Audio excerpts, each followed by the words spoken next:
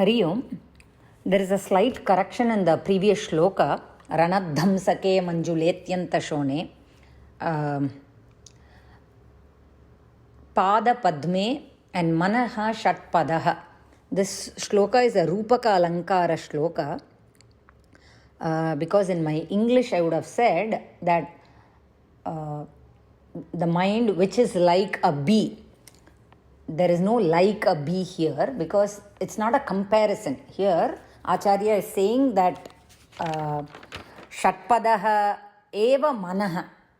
That means the bee that is my mind.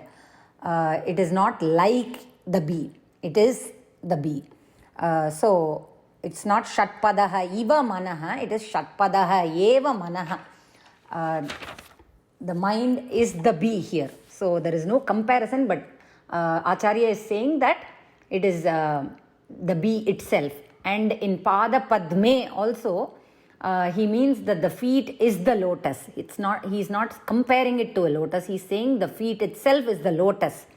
And the first line, Ranat Dhamsake, although Hamsaka means an ornament an ornament that we wear in the leg, here that is not a befitting artham, befitting meaning here, because when he is saying Pada Padme, here we have to see what are all the aspects of a kamalam.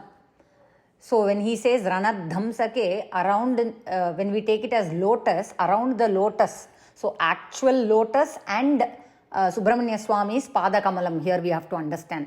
So Subramanya Swami's Pada Kamalam now is being told that it is the lotus. So that means Ranat. So we cannot say anklets here, like how we saw, how I have explained in that shloka.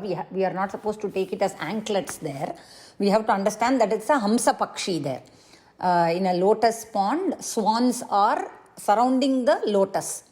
So here, now how do we, if we take for Kamalam, for lotus, this is the explanation. Ranat Hamsake means here we have to understand that the swans are making sounds. Ranat means making sound. The Hamsa Pakshi is making sounds in a lotus pond surrounding the lotus. Now here when Acharya says Pada Kamalam of, when he says Subramanya Swami's Padam is Kamalam, there how do we take the explanation for Ranat Hamsake is, we have to understand that many Paramahamsa, that is what we have to understand that word to be Paramahamsa. Paramahamsa means many Jivan Mukta Sannyasis surround the Pada Kamalam of Subramanya Swami and make sounds. That means what they are talking and they are surrounding his Pada Kamalam.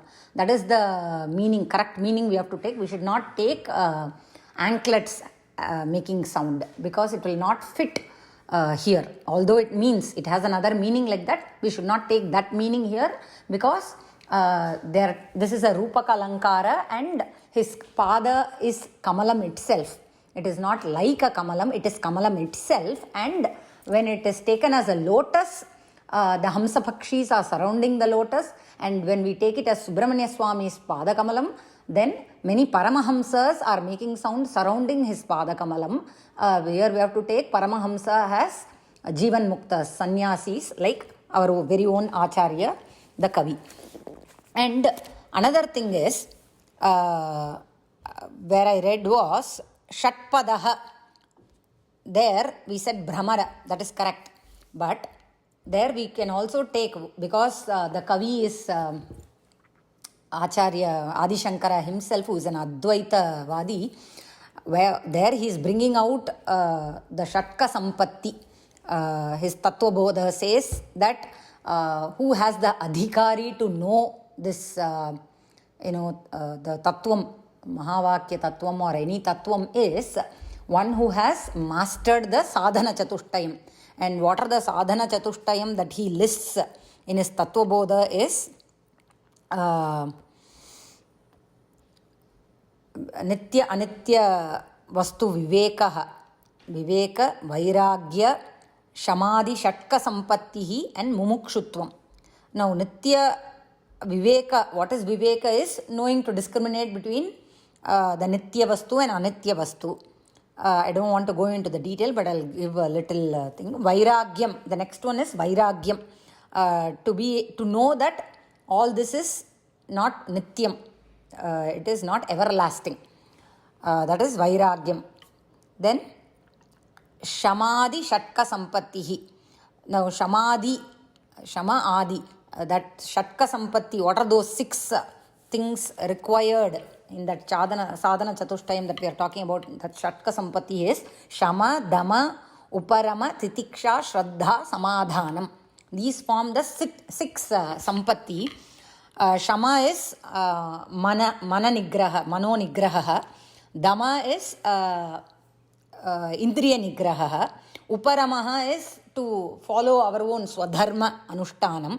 Titiksha is, the dual, right? Shita, Ushna, Sukha, Dukkha, to forbearance, to bear that. And Shraddha is Guru Vedanta Vakyadishu. Vishwasaha is Shraddha. Then Samadhanam is to have single pointedness, right? Chitta Ekagrata. And Mumukshutvam, the Ichha for Moksham, that should be there. This, when one has this, he becomes ready, he becomes fit to learn, he becomes a adhikari, he becomes fit to learn the tattva. That is what Acharya says in his Tattva Bodha. So here it could refer that Shat Padaha can also be interpreted as the Shatka Sampatti, because he is Advaita, he's an Advaitavadan. It could mean that some interpreters say that Shatka Sampatti is what is being told in that Shat Padaha.